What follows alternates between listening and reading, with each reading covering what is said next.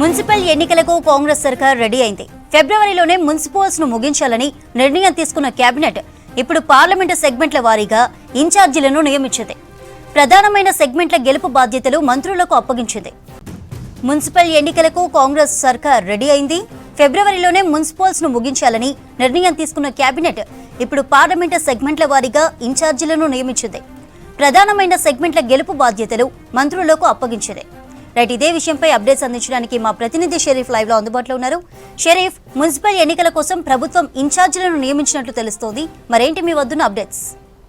ఏ ఎన్నికైనా గెలిపే లక్ష్యంగా పావులు కదుపుతోంది కాంగ్రెస్ ప్రభుత్వం, కాంగ్రెస్ పార్టీ అనే చెప్పాలి.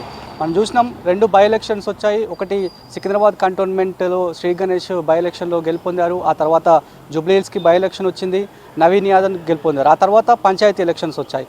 కాంగ్రెస్ బలపరిచిన అభ్యర్థులు మెజార్టీ స్థానాలు కైవసం చేసుకున్నారు. ఇట్లా ఏ ఎన్నిక వచ్చినా గెలిపే లక్ష్యంగా ముందుకు పోవాలని చెప్పి ఇటు సీఎం రేవంత్ రెడ్డి విజన్గా తెలుస్తోంది.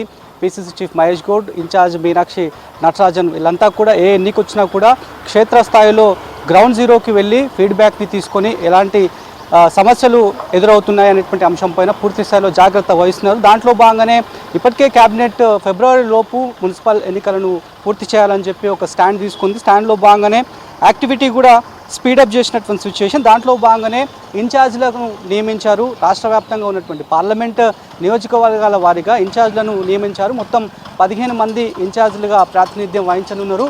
15 మందిలో 14 మంది మంత్రులు, ప్రభుత్వ సలహాదారు ఒకరు ఉన్నారు. వాళ్ళ డీటెయిల్స్ ఒకసారి మనం చూద్దాం. Sudarshan Reddy govt advisor to govt ఆయన ఉన్నారు. ఆయన ఆదిలాబాద్ ఇన్ఛార్జ్గా కొనసాగబోతున్నారు. కోమటిరెడ్డి వెంకటరెడ్డి మల్కాజ్గిరి, శ్రీధర్ బాబు చేవెళ్ళ, తుమ్మల నాగేశ్వరరావు కరీంనగర్, కొండా సురేఖ ఖమ్మం, పొన్నం ప్రభాకర్ మహబూబాబాద్, దామోదర్ రాజనరసింహ మహబూబ్ నగర్, హజారుద్దీన్ జహీరాబాద్, వివేక్ వెంకటస్వామి మెదక్, వాకిటి శ్రీహరి నాగర్ కర్నూల్, అడ్లూరి లక్ష్మణ్ కుమార్ నల్గొండ, అదేవిధంగా సీతక్క భువనగిరి, ఉత్తమ్ కుమార్ రెడ్డి నిజామాబాద్, పొంగులేటి శ్రీనివాసరెడ్డి వరంగల్, జూపల్లి కృష్ణారావు పెద్దపల్లి.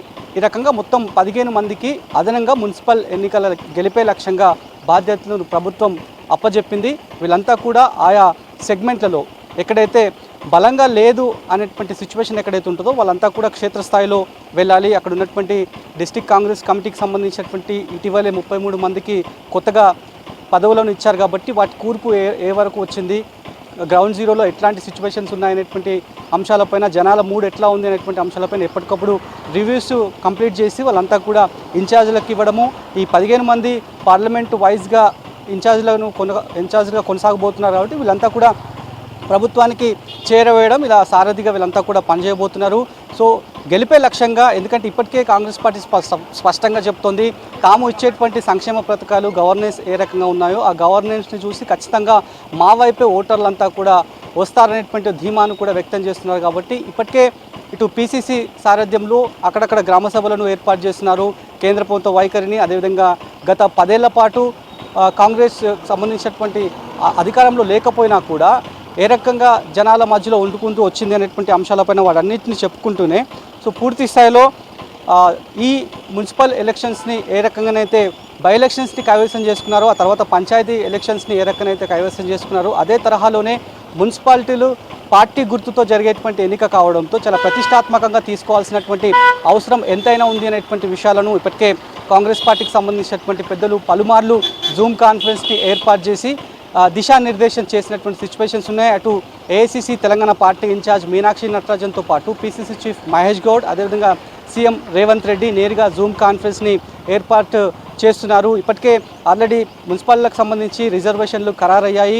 అభ్యర్థులకు సంబంధించినటువంటి అంశంలో కూడా ఒక్కొక్క మున్సిపల్ కావచ్చు కౌన్సిలర్కి సంబంధించినటువంటి స్థానం నుంచి 5 నుంచి 7 పేర్లను ఖరారు చేయాలనేటువంటి, అభ్యర్థుల పేర్లను ఖరారు చేయాలనేటువంటి అంశంపైన చాలా అంశాలను బేరోజు వేసుకోవాలి. సామాజిక కూర్పును బేరోజు వేసుకొని అభ్యర్థిత్వాన్ని కట్టబెట్టాలనేది ఒక విజన్గా తెలుస్తుంది. కాబట్టి పూర్తి స్థాయిలో మెజార్టీ స్థానాలను కైవసం చేసుకునే దిశగా కాంగ్రెస్ ప్రభుత్వం, కాంగ్రెస్ పార్టీ పావులు కదుపుతోంది.